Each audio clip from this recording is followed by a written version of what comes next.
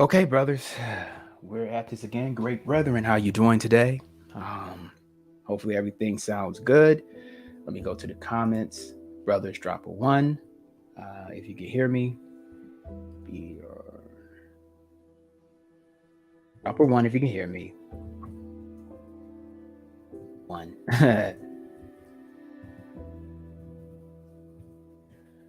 All right. So we're going to give it about 2 minutes, and then I'll be ready to actually chat with you guys. Hopefully everything is heard. Brothers, let me know. All right. So first thing we're going to do is we're actually going to share screen.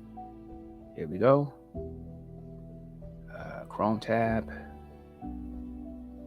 Share. Okay. So let's maximize that. Okay. So this is a sorry about that. This is a map of kind of the Indian, so-called Indians. You know, some tribes have different names. So you have California, Ojibwas, the valley area, so your Navajos, et cetera, et cetera, et cetera. And then you have the forced inland migratory, forcing them to move one place to the next. But let's go down to this area right here. So this video really deals with a few things. So again, brothers, if you can hear me, drop a whiz-on, a one. All right, so right down here, you have Okeechobee, and that's near Orlando, and that's also near Ocoee, which is a shortening. And oftentimes you have Europeans, Spanish actually, they came into Florida. So at the end of the day, they actually misnamed this tribe, and a misnomer to name so-called black people, African Americans. You're going to see this in the video. Oftentimes you have academics that are given their PhDs, and they're often quite disingenuous. Again, the video is from a university, so fair use. Okay, I do not own the material. It's from a university. This is used specifically for educational purposes. All right, bro. So you see right there in the Seminole territory in Florida, you'll see right there, Okeechabe, Okeechobees. All right. So that's the region and that's the tribe. So just take reference to that. All right. These are not strange people. These are not slaves. Some of them were not slaves. Okay. You have Jacksonville all the way up here near the Dade. All right. So that's Jacksonville, and that's Fort Jackson, where Andrew Jackson fought the Seminoles and the Creeks all the way down to that point. All right. He lost a couple times, but that's neither here nor there. So let's unshare that. Okay. All right. So let's remove that. Okay. Now, stop screen share. Okay. And now we're going to the video. Hopefully everybody can hear me. I see the audio rings going up. So if you guys can hear, then good. So we're going to drop that down a little bit.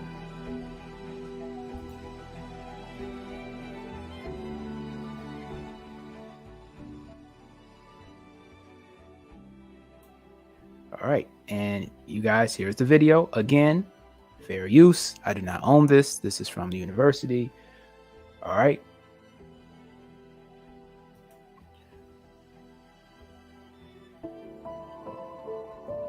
Growing up, only thing I knew about Ocoee was that we didn't go there. Nobody said why. And I just assumed growing up it was just a town for white people. A lot of the specifics and the events of the Ocoee massacre, we don't know. It was a horrible, horrible event. African Americans were... There you go, the African American thing. All right, you got that first one. Let's do a drinking game. Every time Stuffy Intellectual says African American, we take a sip of whatever you have. I have water and lemon. So let's see. Hope you guys don't have bourbon or anything like that because you're going to be drunk. Were slaughtered, were driven out of Ocoee for decades.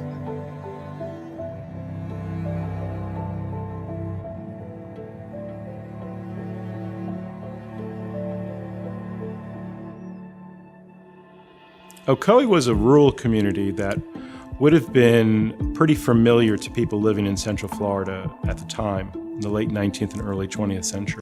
Yeah, they're tribesmen, Okeechobies. But okay, we'll keep on going.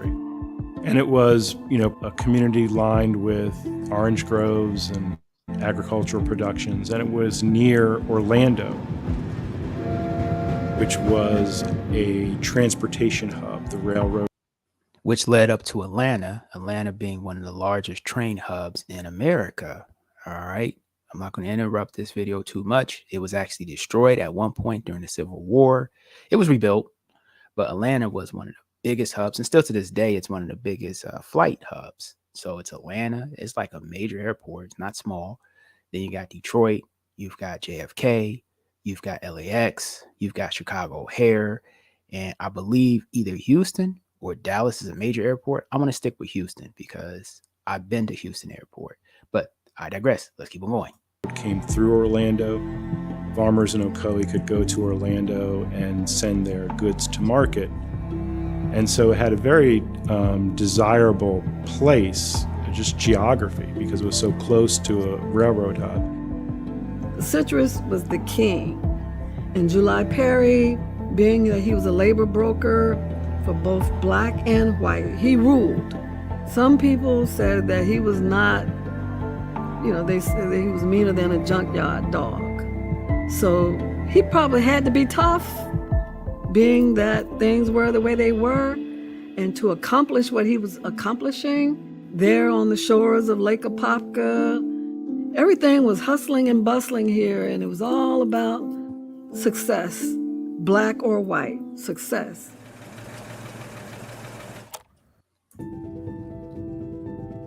They're living in an era of Jim Crow, of segregation, of enforced segregation.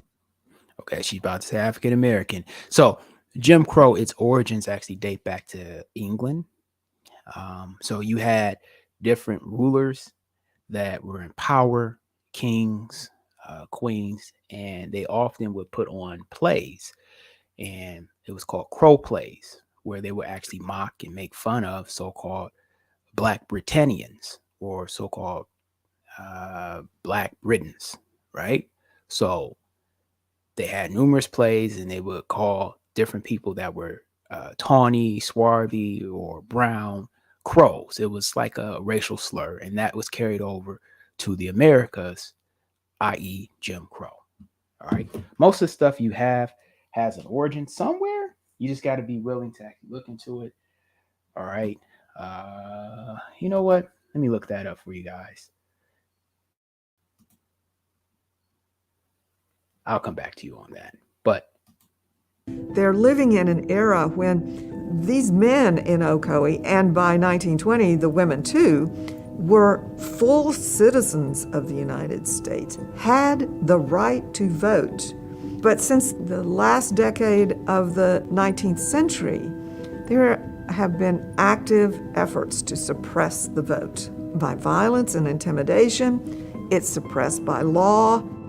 So there was a great deal of anxiety on the part of white supremacists in Florida to curb the number of African Americans who were going to vote in the 1920 election. So much so that in Orlando, in Lake City, and Jacksonville, days before the November election in 1920, the Ku Klux Klan marched through the downtown in those places, specifically to intimidate African Americans from going out and casting a vote in that 1920 election.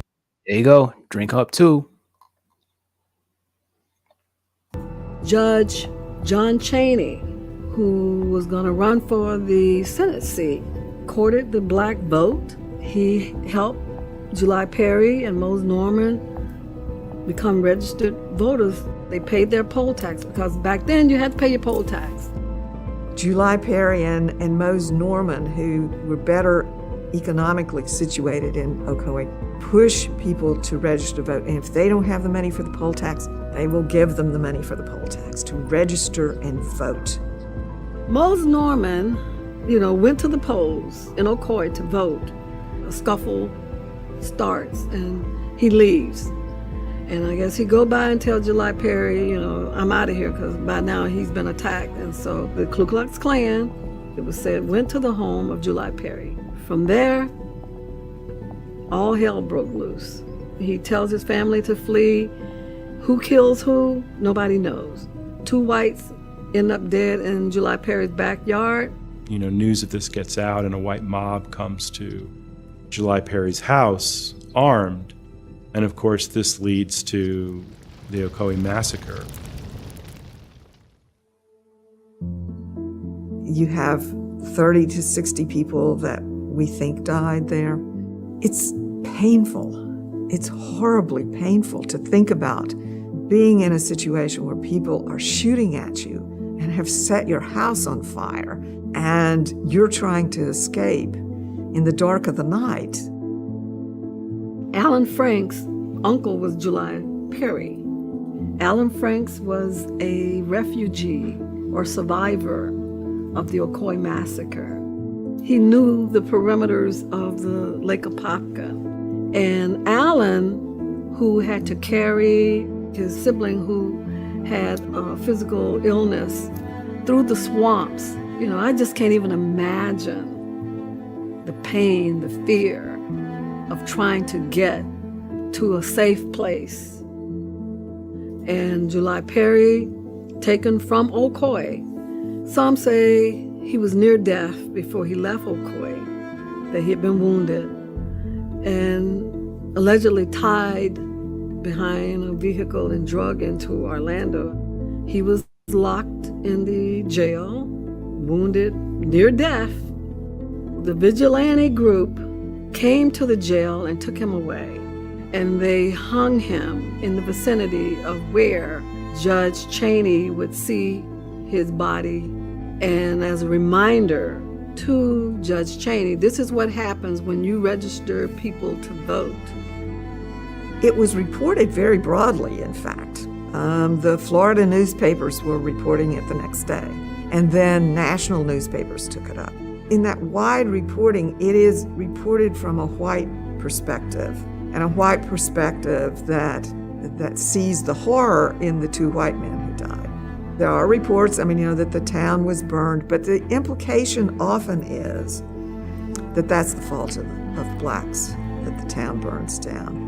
The African American accounts of Ocoee lived with the people who experienced them initially.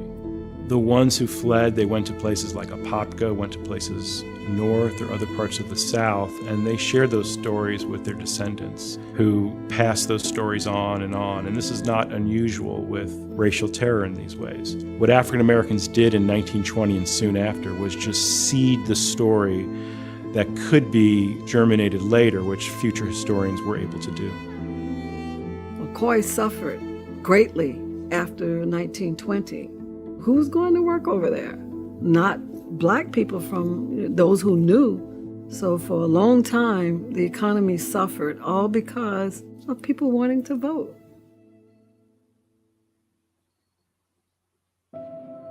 I grew up in Apopka during the 50s. We would not go through what was called the downtown Ocoee, but no one ever said that people actually died there. It's just that it was a place that black people did not go. I became a member of Democracy Forum in 1997. I was invited to join a group by a friend of mine. Little did I know it was about what had happened in Ocoee. Once I learned what they were doing, I was all in then. I'm going, oh wow, this is interesting. The constituency of Democracy Forum was quite diverse. You had a melting pot of people who were all on the same cause, to inform people and come up with a way to reconcile. And we all had an assignment, pretty much, to bring back information. We spent hours and weeks and months researching. Key pieces of the evidence of our research was the death certificate of July Perry, the census list of 1910, 1920, showing close to 300 Black people living in Ocoee. Then there was a letter from a woman by the name of Annie Hamilton. This letter had been smuggled out of the community, and it was describing what type of citrus she was shipping to this friend in Ohio. She drops down in the second paragraph, and she says, one of the most wickedest things has happened. And they could trust us, and they didn't seem to have that fear anymore. They would start sharing the stories of their descendants about what happened, the land they owned, and where it was located, and it was like a freedom. We donated our research materials, which consist of thousands of documents. We donated that to the Orange County Regional History Center. And they're going to do an exposition in honor of the 100 years. And that is just I'm so happy. A marker was placed in downtown Orlando near the Orange County Regional History Center, which honors those who died as a result of lynchings. Now there's a petition to name a highway in the honor of July Perry, which is so honorable to know that it's being embraced now and that someone is telling the story. And for, the memorial that is Ocoee itself. There you go. Take another drink. They didn't say it, but they showed it. That's subliminal. All right. Often these exhibits are very necessary because it discusses a history that is often lost. And let me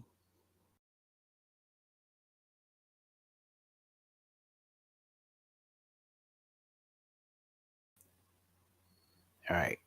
Yep. So there we go. All right. So I think we got enough out of that video. Hopefully you guys didn't get too drunk. Okay. So there are several books.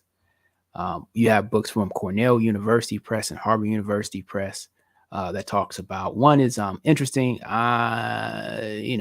Take what you can out of it, but it's Things of Darkness, and that's Economies of Race and Gender in Early Modern England. Now, unfortunately, you got to dodge a lot of the BS in that book, and you just get to the main points. What you do is you go and you put a keyword search in. If you go to the ebook and you just look at Crow, and you can find different definitions of Crow. Shakespeare, during Shakespeare's time, he was a so-called ebony man. That was often used as a derogatory term, as most of his plays were actually about your heraldry and your royalty that were so-called Black. And people say, oh, he's just using history too much. And if you go to his theater, he had a theater. He was actually successful. He was like the Tyler Perry of his day, except he was making really good plays. You have, matter of fact, you have the moons of Jupiter, I want to say, that are actually named after Shakespearean plays. So go look that up. It's really interesting. But I digress. And that was actually photographed by the Endeavor 1 or the Endeavor 2. I can't remember which one, but that was launched before my time, before I was born in the 70s. So shouts out to them. And we referenced NASA last video, so shouts out to them also. So you also have books on at Harvard and at Princeton with the pre-Renaissance or medieval Europe or the Dark Ages. And you can actually look that up in their stack system, and it talks about these different racial slurs. You just go through the book of index. You have Cornell, you have Harvard, you have Princeton, and you look at Black medieval, and European and medieval history. And they'll have those different slurs and referencing certain individuals in European history that were so-called Black. Crow actually derived from that. But at the end of the day, it was carried over to America and it was turned into Jim Crow, okay, based on goofy play. You can go to Jumping Jim Crow. You have to go to fairstateuniversity.edu, and they have a Jim Crow museum. And that actually tells you the etymology of that word. But at the end of the day, I don't want to get into some long, protracted conversation about history, but they were the Okeechobee people. This did occur. If you guys want to see the rest of the video, I'll leave the link in the comment section. Hope you guys aren't too wasted. As I said, every time they said, and I counted about 6 times, but they showed the image, the last thing, so that was 7. So that's neither here nor there. Okay, take this video, copy it, download it, all right, save it, and that's it. Quick little drop, and then I'll get back to you guys tomorrow. Hopefully this turns out right. I'm out, bros. Peace. Keep your heads up. Just a short drop.